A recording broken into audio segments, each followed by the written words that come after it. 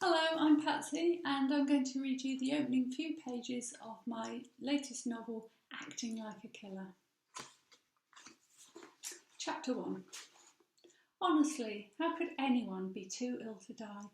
And where on earth was she going to find someone else willing to be bashed over the head with a blunt instrument in 12 hours' time? Next year will be very different, vowed Amelia Watson, duty manager at Falmouth's largest hotel.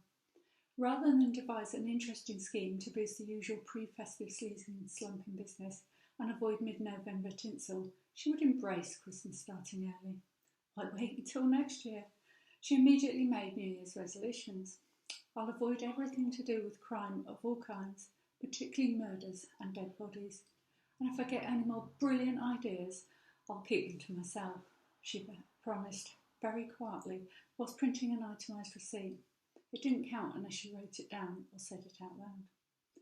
As Amelia processed the fidgeting queue of guests checking out, she allowed her attention to drift to the man waiting patiently at the back, partly because he was attractive, pleasant to look at, mostly to avoid thinking about the impending disaster which would begin with the far longer queue who'd soon attempt to check in. "We hope to see you again soon," she told a departing guest then. "How can I help you?" to the next in line. He didn't want to be helped. He wanted a discount for not having the sea view, because gulls existed, and the fact it had rained on Wednesday. Amelia, politely but firmly, charged the price he had been quoted for the room he had booked. Thankfully, there were just 7 people left for Amelia to deal with, and the attractive man at the back wasn't a complainer. She could always tell.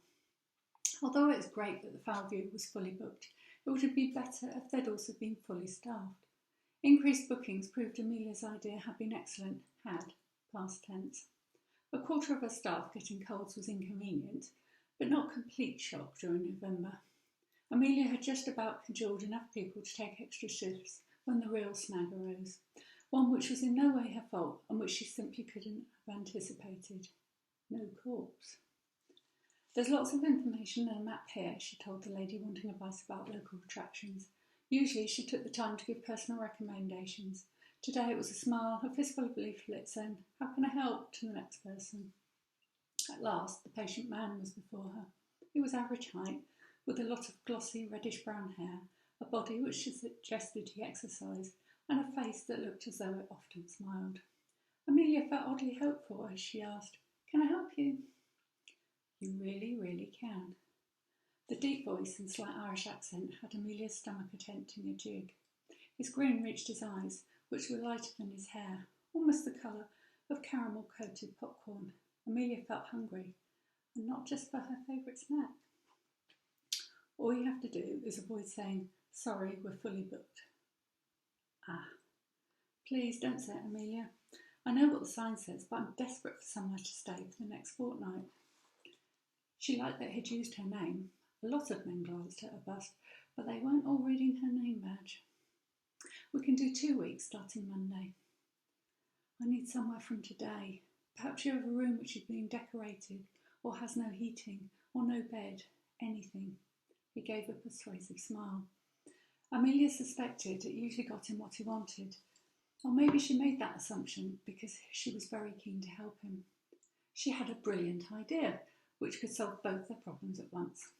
Glancing round to ensure no other guests were within earshot, she leaned closer and asked, "How do you feel about dying tonight?" "Shocked," was clearly the answer. "You're offering to book me into the local morgue?" He had a wonderfully expressive face, especially his eyebrows. Somehow they combined horror, desperation, and even a hint of amusement. Amelia couldn't help wondering how they'd look when experiencing entirely pleasurable emotions. "How about you let me sleep in my car in the car park and come home for breakfast and use the bathroom, just until Monday?" "I'm offering a genuine room, complete with bed." "Sounds perfect, apart from the dying bit. Obviously, I don't mean you have to actually die." "Obviously not." He didn't sound or look entirely convinced. In fact, he looked intrigued. "You just need to be a bit dead for a little while." "Okay, there's slightly more to it than that. But mostly it's eating dinner and talking to some people and then lying really, really still. That bit's very important. It is a classic behaviour in dead bodies."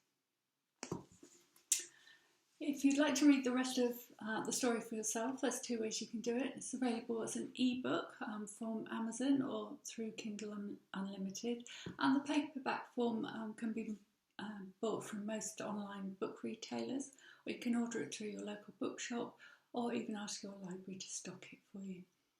Hope you enjoy the story. Thank you.